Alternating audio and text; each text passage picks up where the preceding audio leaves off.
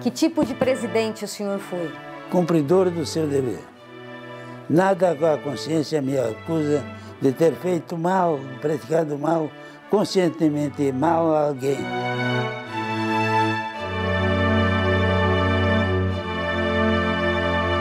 Lecian Slowinski é filho de imigrantes poloneses. O navio, vindo da Cracóvia com destino à Argentina, parou em Porto Alegre. Um grupo decidiu ficar no Brasil e se estabelecer em Santa Catarina. O ex-presidente da Assembleia Legislativa conta que faziam parte deste grupo os pais dele ainda crianças, que vieram acompanhados da família. O pai com 7 anos e a mãe com 5 anos. De Porto Alegre para cá foi na base de cavalo, de carroça, carro de boi, até constituírem-se lá em Cocal. Cocal do Sul. Cocal, que era Cocal naquele tempo. Na época não era Cocal do Sul ainda? Não, era só Cocal. Como era o nome dos seus pais? José Slowinski e Inês. Foi na antiga Cocal que os pais cresceram e passaram a vida. O pai era agrimensor e a mãe doméstica, né, atualmente. Ele passou um período em Buenos Aires, na Argentina, onde ele aprendeu a profissão. Ah, tá. E a mãe, com 2 filhos, ficou no Brasil. E quantos irmãos o senhor teve? 6 irmãs e um homem. Uma família grande. Naquele tempo era assim. Constituía-se família grande por causa da mão de obra, para ter gente para trabalhar, para ajudar. Saí de Cocal quando eu tinha 8 anos e fui estudar em São Lugero. As primeiras letras eu aprendi numa escola polonesa. O senhor só falava polonês nessa época? Só falava polonês. Como eu falo ainda. Uhum. Mas o senhor não falava português na época? Nada, porque não tinha escola. Não tinha nada. E fui para São Lugero. Aprender como é que se diz, o brasileiro, o português. Uhum. Depois de São Lugero eu fui para Brusque. De Brusque vim aqui para o ginásio catarinense. Aí eu já tinha 12 anos. Cocal só ia, então, em férias, fim de ano. E o resto era colégio. Muito bom colégio. De Brusque, então, é um colégio extraordinário de bom, dirigido por padres e irmãos. Muito bom. O primeiro diretor do colégio que eu tive foi Dom Jaime de Barros Câmara, Dom Afonso Nils. Tudo isso foi do meu tempo. Que o colégio era de padres. E o senhor chegou a pensar em ser padre, não? Não. Os seus irmãos também foram internos? Ou só um irmão só que eu tive não ficou trabalhando na lavoura. Ele dirigia a propriedade, né? O senhor era o mais novo da família, não? Era o penúltimo. O senhor é o único filho vivo ainda dos seus pais? Da turma toda eu sou o único. Depois do colégio catarinense, Lecian fez o curso superior em Florianópolis. Nós não tínhamos universidade, tínhamos faculdade de Direito. Faculdade de Direito. E eu me formei na Faculdade de Direito. Funcionava no início da Esteve Júnior. E o senhor tem colegas assim que se tornaram famosos dessa época da Faculdade de Direito? Tinha. O Ivo Silveira, por exemplo. Ele fez Direito na mesma faculdade que o senhor? Na mesma faculdade. José Campos, José Boabaide. Tem diversos. Da minha turma, o único sobrevivo sou eu. Quando o senhor se formou advogado, o senhor foi trabalhar onde e em que? Eu era funcionário do Estado, da Secretaria de Segurança Pública, nomeado pelo interventor Nereu Ramos.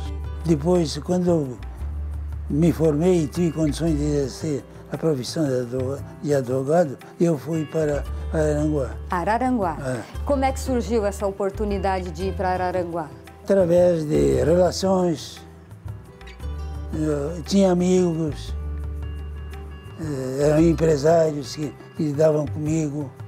Eu fui inspetor-geral de veículos e trânsito público, com a idade acho que 20 e poucos anos. Bem novo ainda. Então eu criei um ambiente. Quando terminei a universidade, houve um convite então de amigos para mim, que me quiseram levar para lá. E eu fui para lá. Fiquei lá uns 10 anos. Daí surgiu a política na sua vida? Surgiu a política. Como que surgiu? Quem o senhor conheceu que... E eu tinha um grupo de amigos que queria me bem e me ajudava essa coisa. E precisavam de advogado e um pouco de política. E eu me prestava para tanto. Uhum. Aí me deram a oportunidade, fizeram-me pertencer ao PSD. Quem é que convidou o senhor para ir para o PSD? Um amigo meu, por nome Apolônio Cardoso. E ele era político também? Ah, era o cabeça, era empresário. Uhum. Era empresário em Araranguá? Ah, em Araranguá. Como apareceu uma vaga de deputado estadual pelo PSD, o maior prestígio era eu, rapaz novo. E o senhor gostou da ideia de se candidatar? Gostei, até a minha sogra que me fez entrar na política. E por que ela incentivou o senhor a entrar na política? Ela tinha, na origem dela, tinha políticos. Uhum. E aí eu, como eu me estimulava, eu digo, vou experimentar. E o senhor gostou? Eu gostei. O senhor chegou na Assembleia em que ano? 1951. O senhor ficou 20 anos na Assembleia. Fiquei 20 anos. E o que o senhor lembra mais, assim, dessa época de marcante? Ah, tem coisas interessantes. Tem o suicídio do Getúlio. Uhum. Na época que o senhor era claro, deputado? já era deputado. A renúncia do Jânio Quadros. Aconteceu também quando o senhor era deputado? Exatamente. Depois veio o quê? Veio a Revolução de 64. Veio a época da legalidade do falecido Brizola, que invadiu o Estado. Aí eu fui, em nome do governo do Estado, em nome das Forças Armadas, fazer a paz com eles. Ah, o senhor foi? Eu fui o intermediário. Através de militares que eram amigos dele e amigos meus. E aí acertamos a coisa toda.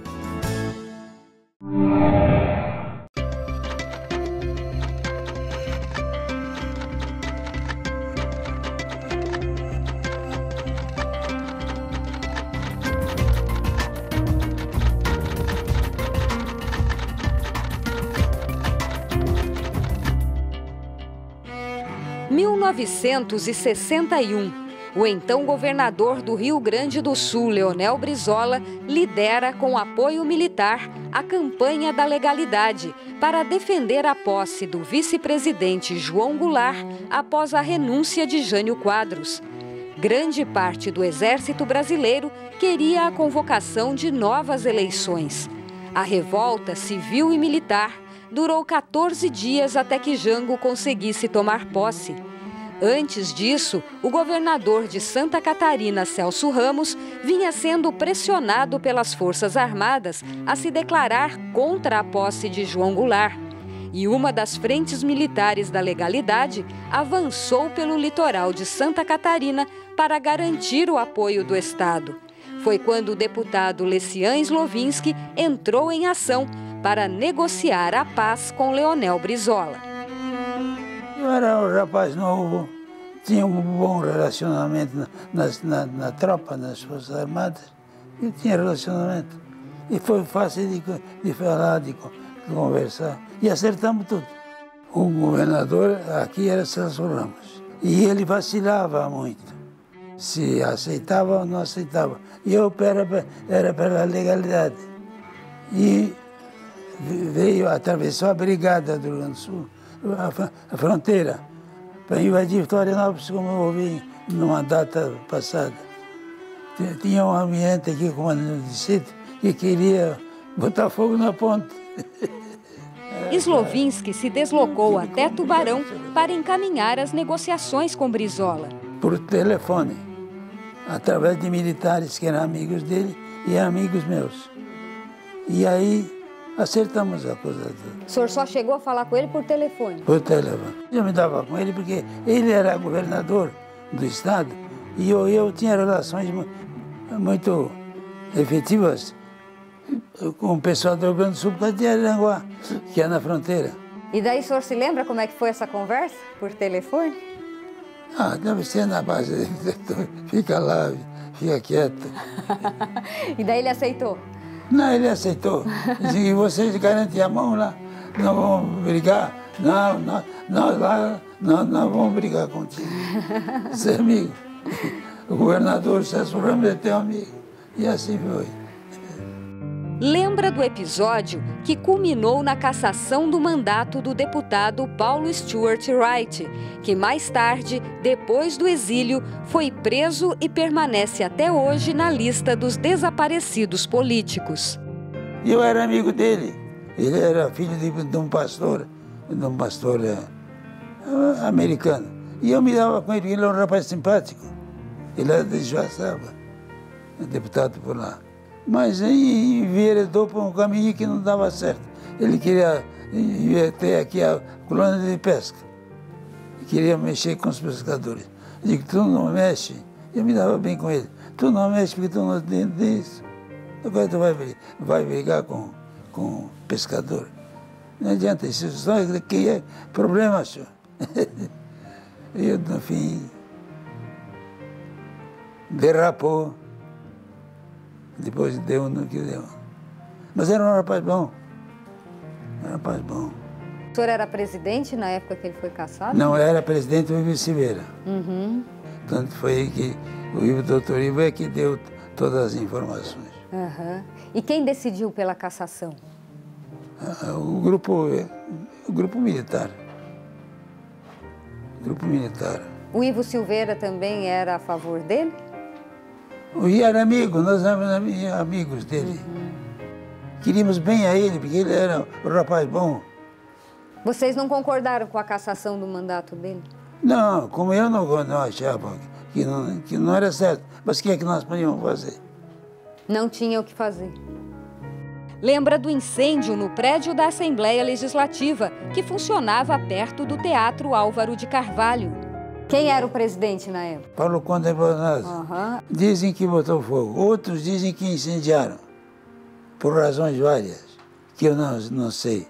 Eu sei que foi aberto um inquérito administrativo e o relatório conclui pela ilegalidade, criminoso. E ficou nisso, não caminhou para frente nem nada. Depois do incêndio, a Assembleia passou a funcionar no prédio do batalhão da PM na rua Nereu Ramos.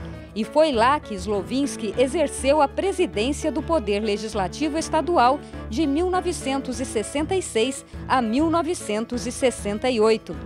Logo depois do Ivo Silveira, eu substituí o Ivo. O Ivo Silveira foi para o governo? Exatamente. E eu participei do governo dele. Fui presidente durante alguns anos. E como é que foi essa relação do senhor e do Ivo Silveira nessa época? Ah, muito bem, nós éramos muito leais. Vocês trabalhavam sempre unidos? Sempre unidos, desde a faculdade. Éramos amigos. Depois entramos na política, na mesma coisa, na mesma época. Ele foi aqui pela Palhoça, eu fui pelo Araranguá e deu tudo certo no fim. Uhum. E depois se reencontraram? Se encontramos. Uma das realizações de Slovinsky como presidente da Assembleia Legislativa foi dar início às obras do Palácio Barriga Verde, atual sede do Parlamento Estadual. O Ivo sofreu na carne como eu sofri. A falta de um prédio próprio.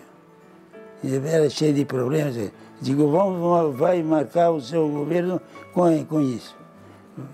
E foi feito. E a planta nós contratamos arquiteto Pedro Paulo Saraiva, que é um grande arquiteto, foi quem fez a planta.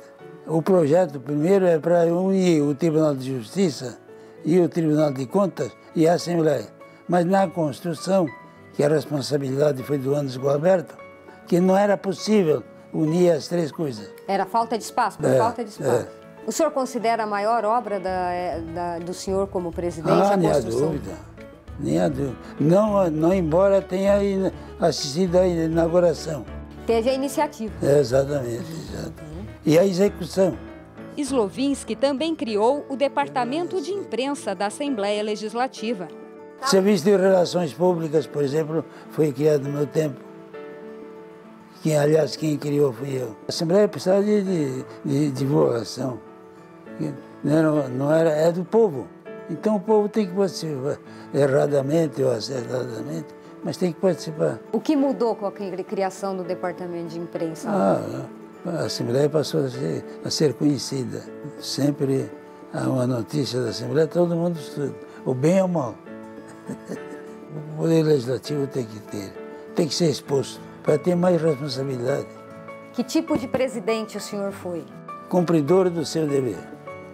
Nada com a consciência me acusa de ter feito mal, praticado mal, conscientemente mal a alguém. Para um, o ato é justo, para o outro é injusto. Isso é da política. E eu não tenho a consciência que me acuse de eu ter feito mal a alguém. Devo ter feito, mas não conscientemente. Porque a todos não se pode agradar. Que tipo de administrador o senhor era? Um homem honesto. Eu nunca botei a mão em nada.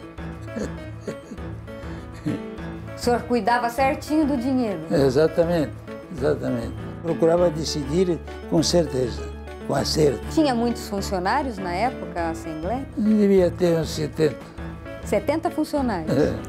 A Assembleia Legislativa toda? Toda. E o senhor contratou alguém? Quantos o senhor? Não, eu não contratei. Que tinha nomeado um, que era o chefe de gabinete. O senhor só nomeou uma pessoa, né? Parece-me que é uma só. O senhor diria que o senhor foi um presidente da Assembleia econômico? Minha dúvida. Costa Silva era um amigo nosso, do Ivo Silveira e meu, e nos ouvia muito. Tanto que a BR-101 é obra dele.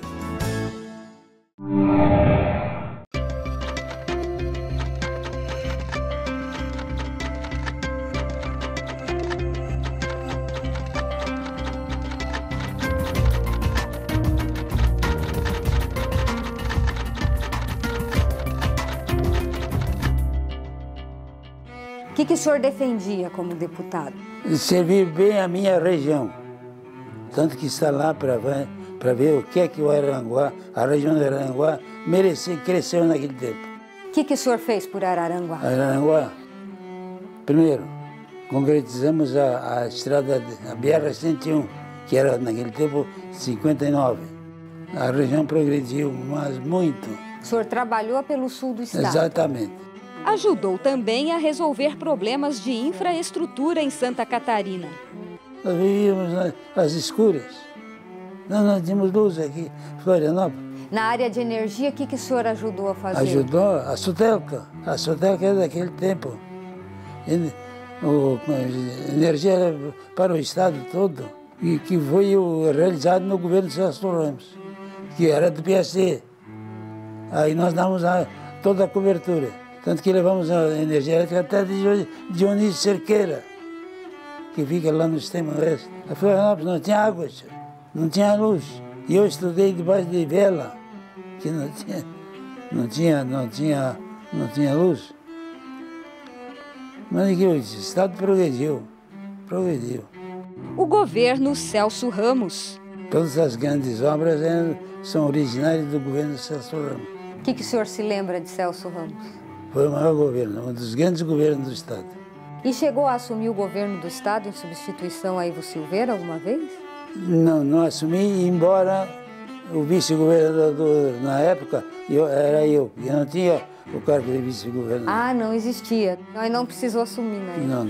Não, porque a gente tomava muito cuidado.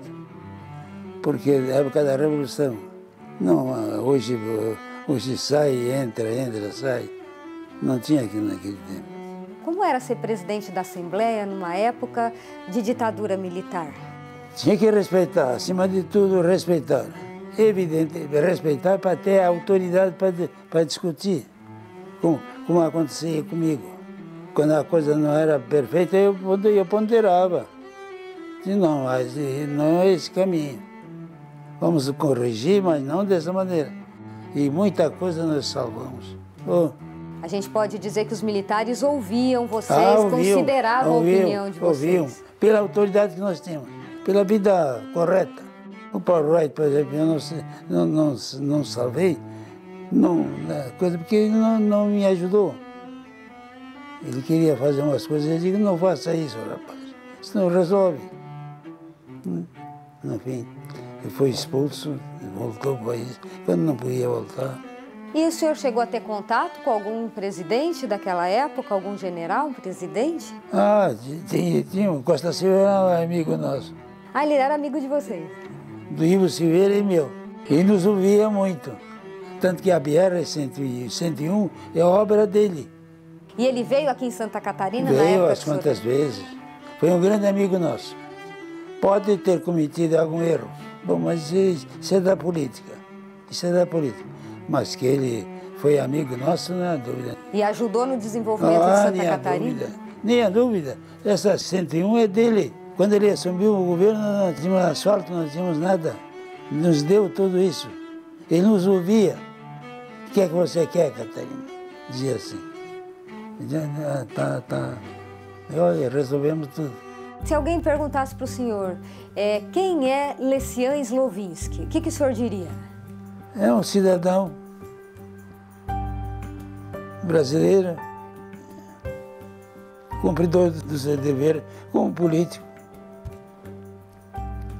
Não tem mágoa nenhuma, cumpriu com o seu dever. Então, satisfeito na vida. E o senhor deixou a Assembleia por quê? O senhor desistiu de se candidatar? Não, eu cheguei a um período de cansaço, de exaustão. A gente fica exausto, lidar com o povo. Não é fácil lidar com o povo. Depois eu fiz o seguinte, surgiu uma vaga no Tribunal de Contas e o governador me ofereceu. Disse, quero. Aí eu fui nomeado. Daí o senhor foi conselheiro do Tribunal de Contas do Estado. Naquele tempo era ministro. Daí lá o senhor permaneceu até a aposentadoria? Até a aposentadoria, até os 70 anos. O senhor lembra de alguma lei que o senhor tenha feito, que seja de sua autoria? A criação de municípios, por exemplo, quantos municípios nós não criamos? Quando eu assumi a Assembleia, tinha, parece que 110 municípios. Quando saí, tinha 200 e poucos.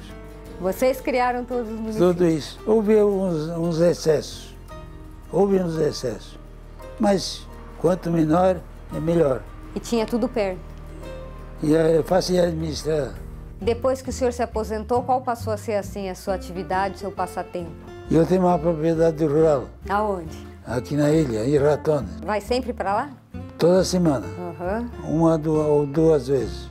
E aqui não me dá vida. E eu mudo completamente. Como é o nome da sua esposa? Terezinha Mendes Slovinski. O senhor conheceu ela aqui em Florianópolis? Aqui. Porque o pai dela era do Tribunal de Contas da União. Era delegado. Em que situação o senhor conheceu a dona Terezinha? Como é que foi isso? Um rapaz jovem, moço. Namorador, evidentemente. Quando eu ia para o colégio das irmãs, eu ia para a faculdade e a gente nos conheceu. Depois de quanto tempo vocês se casaram? Quantos filhos vocês tiveram? Namoramos acho que mais de um ano. Morava em Aranguá. Então, todo mês eu vinha para cá. Tínhamos aqui o avião, a Taba, avião hidroavião. O senhor ia de hidroavião para Araranguá? Porque de estrada não dava. A estrada é muito ruim. Nós casamos e fomos para Aranguá. Fomos habitar por lá. Quantos filhos o senhor teve? Tem 4. Tem a Maria Mendes Slovinski, hoje é casada com Luiz Ferrari. A Leda Maria Slovinski, Fernando José Mendes Slovinski e Lecian Mendes Slovinski. Eles já lhe deram, né? Bisneto até. O senhor já é bisavô? Bisavô, somos bisavós. Quantos netos o senhor tem? 6. E bisnetos, 2. Hoje, se o senhor tivesse que voltar a ser político, o senhor faria tudo igual? Faria melhor.